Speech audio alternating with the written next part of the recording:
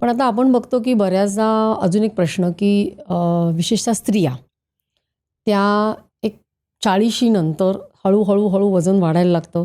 त्याच्या आधी त्यांच्या त्यांच्या बिझी असतात सगळ्या घराकडे बघण्यामध्ये. मग त्या आता ब्लड रिपोर्ट्स पण करत नाहीत, वेळच नसतो कोणाला आणि हळूहळू मेनोपॉजला यायला लागतात.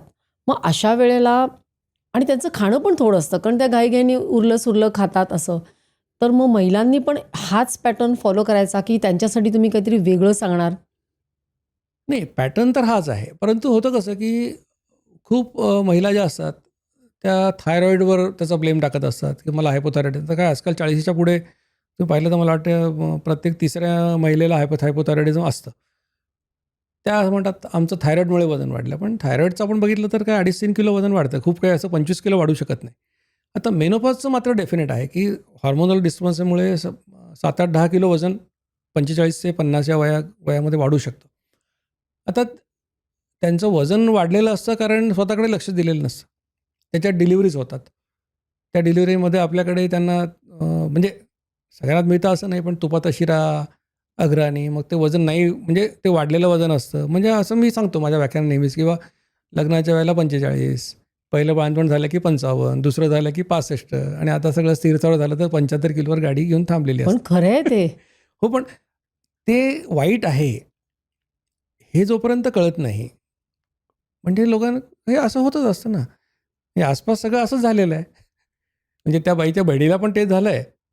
तिच्या जावेला पण तेच झालेलं आहे.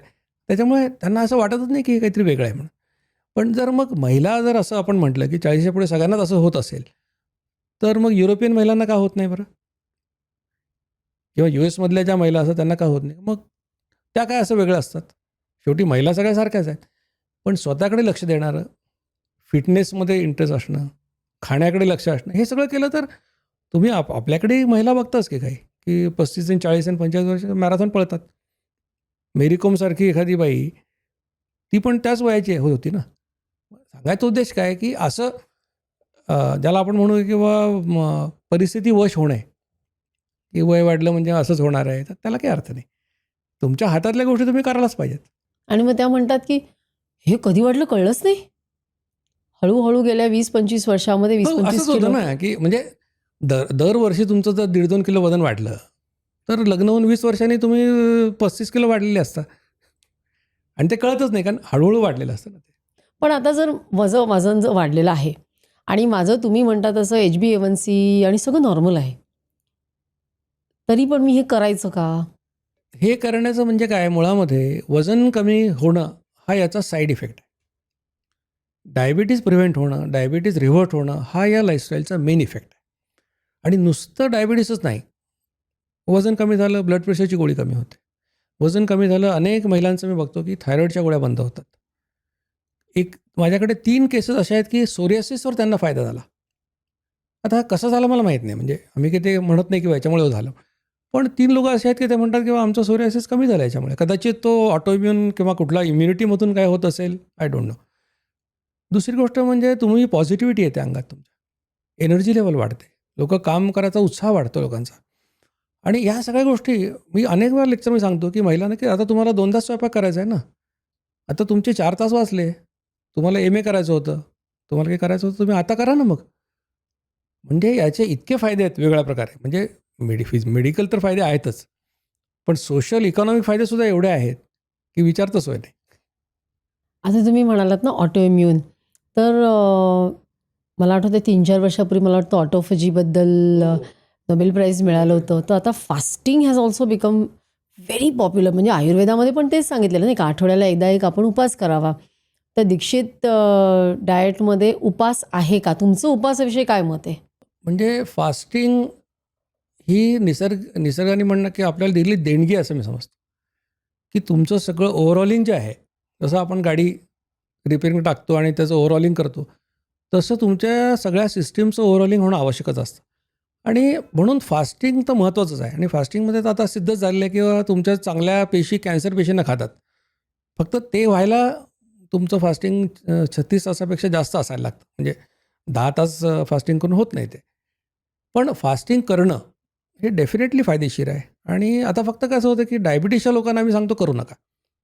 कारण मेडिसिन चालू असतात आणि पण बाकी नॉर्मल माणसाने काहीच हरकत नाही करायला. आणि मग आठवड्यातून एकदा करा, 15 दिवसातून एकदा करा. एकादशी लोक म्हणतात, एकादशी करा. शेवटी कसं कुठली गोष्ट रिलिजनला जोडली तुम्ही, त्याच्यामध्ये एक रेग्युलरिटी येते. पण आपल्याकडे फास्टिंग म्हणजे एकादशी दुप्पट खाशी आहे. हां, तशा प्रकारे देतात. मोठ्या एकादशा दोन्ही ज्या असतात, आषाढी कार्तिकी, त्या आता दुप्पट खाशीसाठी फेमस आहेत.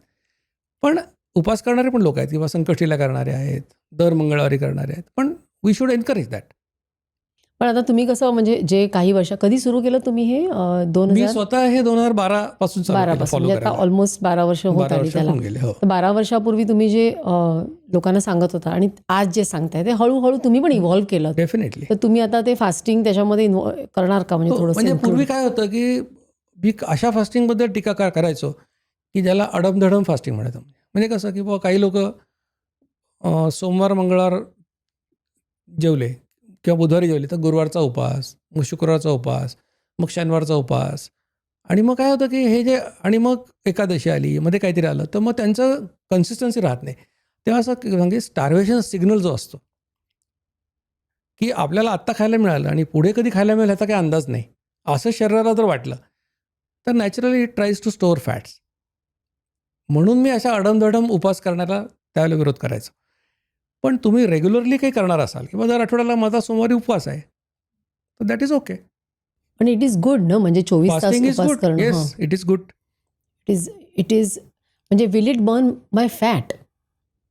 नाही, बर्न फॅट म्हणजे if you don't it you require 2000 calories. तुमचं ग्लायकोजन बर्न होईल. आधी तुमच्या रक्तातली ग्लुकोज बर्न होईल ब्रेनसाठी आवश्यक ठेवून. मग ग्लायकोजन बर्न होईल. ग्लायकोजन बर्न झाला की तुम्हाला फॅटला हात लागेल. You will burn your fats. तो पिरियड किती पाहिजे? 24 तास, 36 तास, 72 तास? तसं पाहायला गेलं तर 16-17 तासांपासून कुठलाही पिरियड असला पुढे त्याचा उपयोगच पण होईल. हे इन्सुलिन खाली आलं कीच मग फॅट लॉस इन्सुलिन खाली आलं कीच फॅट बर्न होणार, हे 100%. त्यामुळे fasting is good according fasting to आणि या डाएट प्लॅनमध्ये काय सांगितलेलं की 2दा जेव्हा म्हटल्यावर आपोआप तुमचं 12 ते 16 तास फास्टिंग होतंच. मग सकाळी उठल्यावर चहा चालेल? चहा, दूध? आता याच्यात कसं आहे की तुम्ही आता नॉन डायबेटिक आहात की डायबेटिक आहात त्याच्यावर अवलंबून आहे. तर नॉन डायबेटिक असाल तर तुम्हाला बिनसाखरेचा चहा घेतलेला चालतो. 25% दूध घातलेला पातळ चहा, ताक चालतं, शहाळ्याचं पाणी दिवसातून एकदा चालतं किंवा लिंबू पाणी चालेल, black tea, green tea, black coffee without flavour तेही चालतं सगळं. साखर टाकू नका फक्त. आणि डायबेटिक असेल तर ब्लॅक टी, ग्रीन टी किंवा ब्लॅक कॉफी. म्हणजे त्यांना हे शाळेचं पाणी, लिंबू पाणी, 25% दुधाचा पातळ चहा वगैरे हे त्यांना चालणार नाही डायबेटिक. लिंबू पाणी का नाही चालणार? आता लिंबू पाण्याचा प्रॉब्लेम कार्बोहायड्रेट त्याच्यामध्ये आहे. शेवटी कसं सगळं इन्शुलिन सिक्रेशनशी संबंधित आहे. लिंबू पाण्याची अडचण अशी होते की बऱ्याच वेळा आपण लोकांना सांगायला गेलो की लिंबू पाणी चालतं.